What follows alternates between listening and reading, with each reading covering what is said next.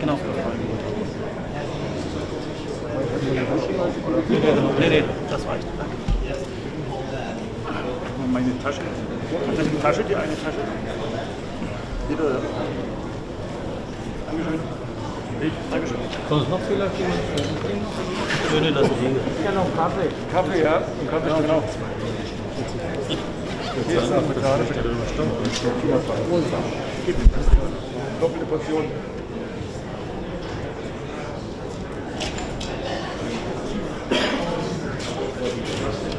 Leg das hier, das Ding tatsächlich mal ein bisschen hier. Ja, wie du magst. Wenn du mit überfällst. Das ist nicht von dir. Das ist ja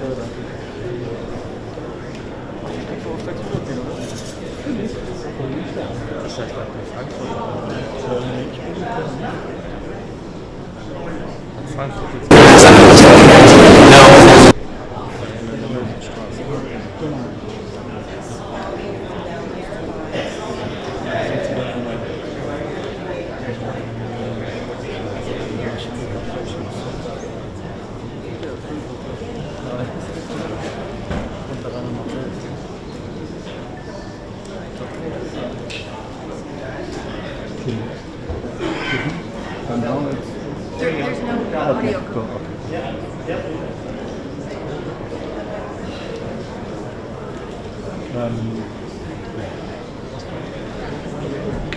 Ja, ich bin ja früher noch nicht so aber unter eins. Oh yeah. Check, check, 1, 2, 3, check. Check mic, 1, 2, 3. Good? Yeah? Okay.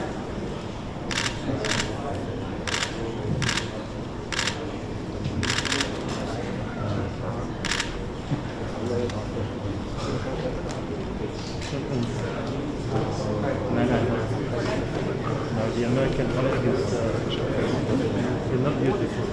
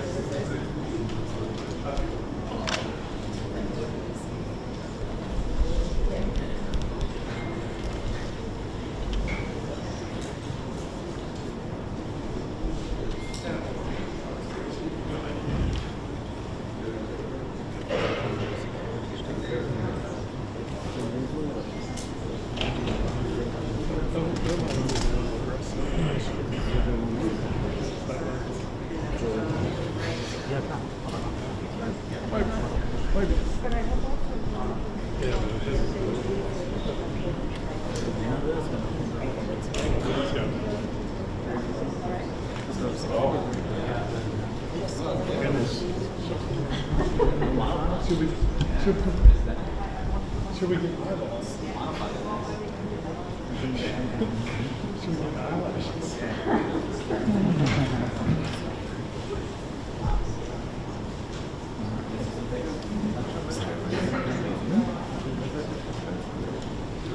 I'm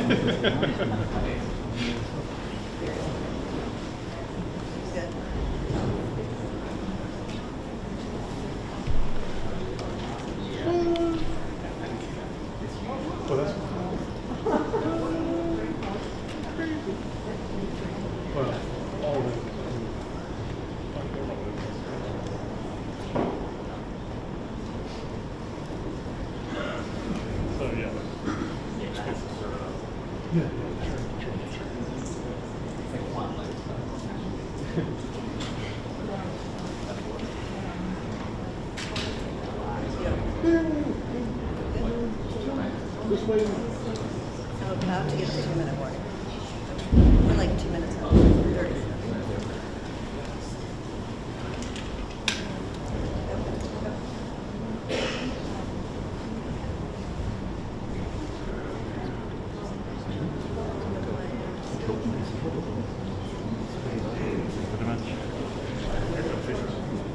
Ja, den här gången man kanske kan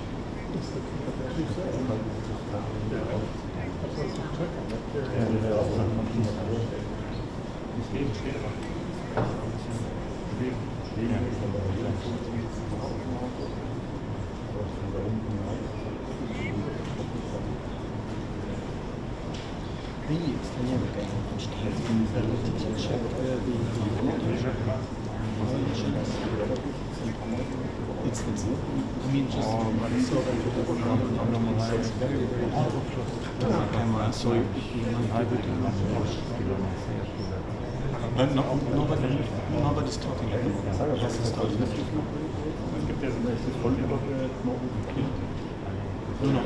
No, it's mute at the moment. So, but when it starts, it would be cool if you can just keep an eye on it and probably give it a little bit of a boost.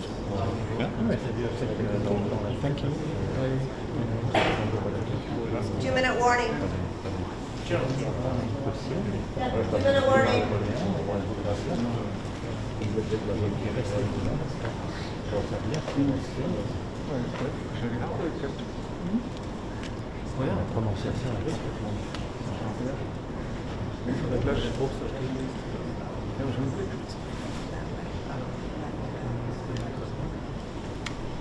Ouais. Il faut juste que je fasse attention, je ne trébuche pas là sur son truc.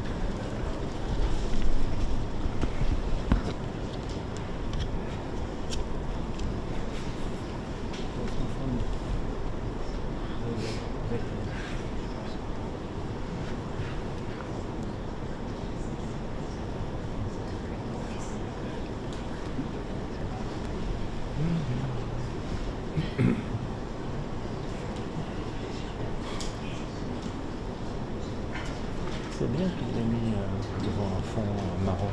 Ouais. Parce que tantôt le foncé, c'était pas ça. Ah non, c'est pas ça.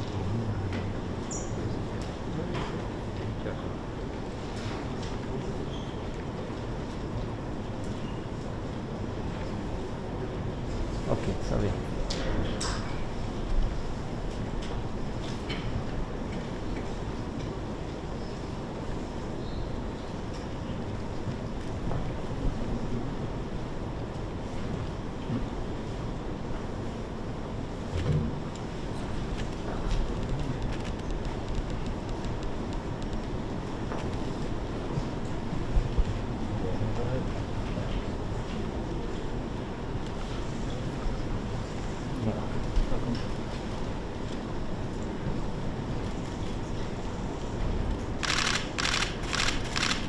good afternoon, everybody. Thanks for coming this afternoon. In a moment, I'm going to turn the microphone over to Secretary Austin, but just a couple of administrative remarks. The Secretary will have some opening comments, and then we'll have time for a few questions. I will moderate those questions from here. I will call on the journalists, and if you could limit your follow-ups if possible. So we've got a bit of a tight timeline this afternoon. So with that, Mr. Secretary. Well, thanks, John. Good afternoon, everybody. It's been an important day and a highly constructive one. We've had some great discussions in the hall and a lot of rich interactions among leaders throughout the day. So let me again thank all of the ministers and the chiefs of defense and your teams for joining us today, especially my good friend, Ukraine's Minister of Defense, Minister Reznikov, and his delegation. It's great to see him. We're all coming away with a transparent and shared understanding of the challenge that the Ukrainians face. And I know that we're all determined to help Ukraine win today and build strength for tomorrow. The work that we've done together in record time has made a huge difference on the battlefield. President Zelensky made that clear when we met Sunday in Kyiv. And countries all around the world have been stepping up to meet Ukraine's urgent needs. And I wanted to especially welcome a major decision by our German host, as Minister Lambrecht announced just today that Germany will send Ukraine some 50 Cheetah anti-aircraft systems. And yesterday, of course, the British government announced that it would provide Ukraine with additional anti-aircraft capabilities as well. Today, Canada announced that it will send Ukraine 8 armored vehicles. And so that's important progress. We're seeing more every day. I applaud all the countries that have risen and are rising to meet this demand. But we don't have any time to waste. The briefings today laid out clearly why the coming weeks will be so crucial for Ukraine. So we've got to move at the speed of war. And I know that all the leaders leave today more resolved than ever to support Ukraine in its fight against Russian aggression and atrocities. And I know that we're all determined to do even more to better coordinate our efforts. So I was especially glad to hear General Walters encourage us all to make more determined use of EUCOM's coordination mechanism. Now, to ensure that we continue to build on our progress, we're going to extend this forum beyond today. I'm proud to announce that today's gathering will become a monthly contact group on Ukraine's self-defense. The contact group will be a vehicle for nations of goodwill to intensify our efforts, coordinate our assistance, and focus on winning today's fight and the struggles to come. The monthly meetings may be in person, virtual, or mixed, and they'll extend the transparency, the integration, and the dialogue that we saw today. And let me underscore another key point. We have an important session today on the long-term support for Ukraine's defenses, including what that will take from our defense industrial bases. And that means dealing with the tremendous demand that we're facing for munitions and weapons platforms. And giving our staunch support to Ukraine while also meeting our own requirements and those of our allies and partners. But it also means redoubling our common efforts to strengthen Ukraine's military for the long haul. And I look forward to our discussions in the contact group and elsewhere about how to get that done right. Let me again thank all of the countries who came together today. They've done crucial work, and they sent a powerful signal. We're going to build on today's progress and continue to reach out to nations of goodwill to help Ukraine defend itself. And we'll continue working transparently and urgently with our allies and partners. And we'll continue pushing to support and strengthen the Ukrainian military for the battles ahead. So we leave tonight strengthened, and so does Ukraine. Thank you, and I'll be glad to take your questions. Thank you, Mr. Secretary. Our first question today will come from Sylvia Matone, AFP. Microphone. Thank you. Mr. Secretary, actually I have a double question for you. Moldova is stepping up its security measures after a series of explosions in the separatist region of Transnistria. Do you think there is a risk of spillover of the conflict to Moldova? And my second question is, after this big meeting about arming Ukraine, are you concerned that Putin may become restless and threaten again to use a nuclear weapon? Well, on the issue of spillover to Moldova, because of what we've seen here, reporting of recent violence, we're still looking to the cause of that. It's still doing an analysis there, so not really sure what that's all about, but that's something that we'll stay focused on. And certainly, we don't want to see any spillover, and again, it's important to make sure that we do everything that we can to ensure that Ukraine is successful, and that's the best way to address that. And your second part of the question there, Sylvie, was About the risk for Putin to threaten to use nuclear arms.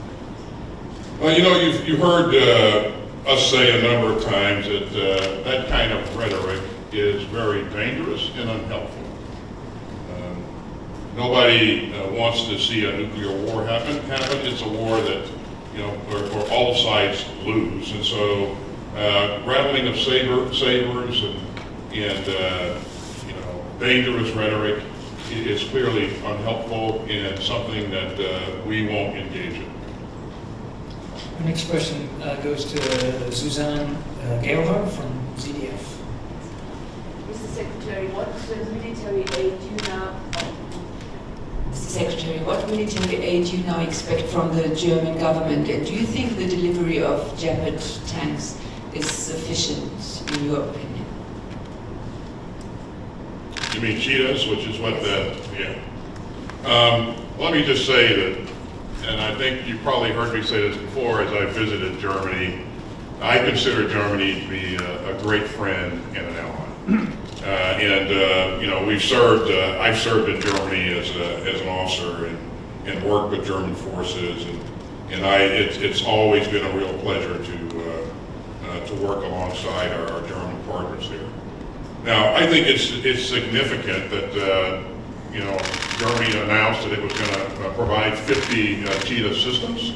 I think those systems will provide real capability for Ukraine. And in terms of what else Germany will do going forward, again, that's a sovereign decision, one that the German leadership will make.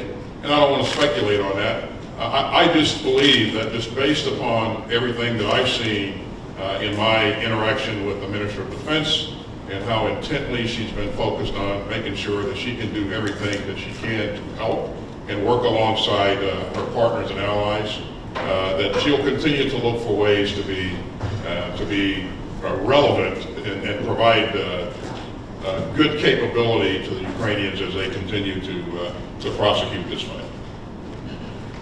Next question goes to John Esme, New York Times.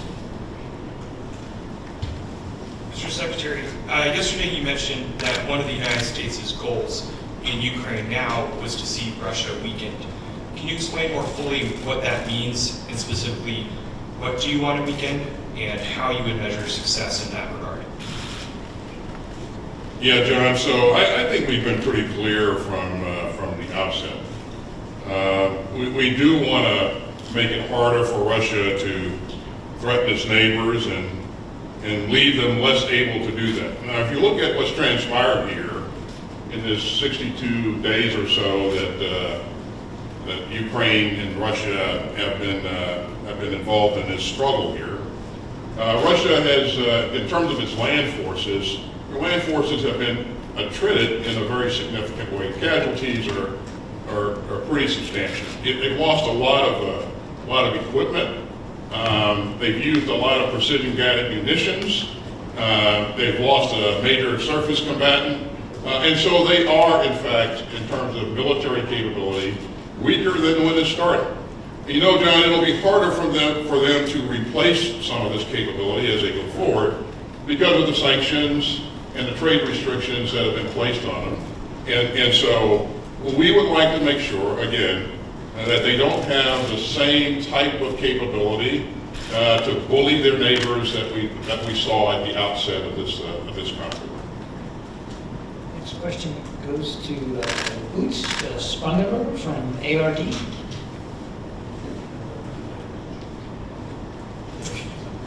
Hello. How can we guarantee a safe and secure Ukraine in the future? Is it possible that Ukraine becomes a member of NATO? That's, again, that'll be a sovereign decision. I think that NATO will always stand by its principles of maintaining an open door. So I don't want to speculate on what could come. I do believe that you know, in the future, if the possibility exists, I think Ukraine will seek to once again apply to become a member of NATO. But again, that's probably a bit down the road, and speculation at this point is not very helpful. I think the first step is to end this conflict, and I think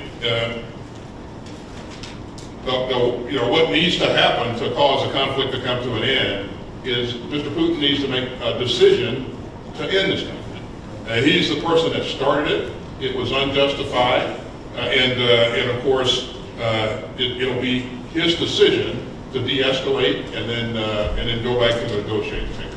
And we really all would like to see that happen. Okay, the last question today, mindful of our time, goes to Uwe Driesen from TV2 Denmark. Thanks. Mr. Secretary, the Russian foreign minister has warned that there's a danger of a third world war, and there's a real danger of nuclear weapons being used in the present situation. Are you not afraid that the conflict will somehow spin out of control and we'll have this nuclear confrontation? Well, we certainly will do everything within our power and within Ukraine. Ukraine will have the same approach to everything within their power to make sure it doesn't spin out of control. International community is focused on that as well. Again, I think this any bluster about the use of possibility of use of nuclear weapons is very dangerous and unhelpful. Nobody wants to see a nuclear war. Nobody can win it. And as we do things and as we take actions, we're always mindful of making sure that we have the right balance and that we're taking the right approach. So there's always a possibility that a number of things can happen, but again, I think it's unhelpful and dangerous to rattle sabers and speculate about the use of nuclear weapons. Thanks. Thank you all. That's all the time we have for today's press conference. We really appreciate your time. Thank you.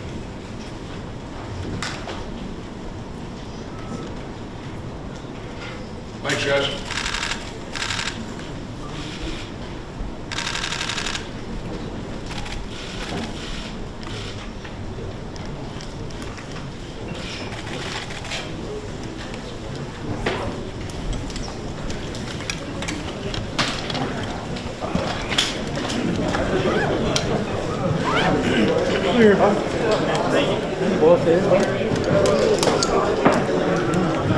Could you grab the Sony bag for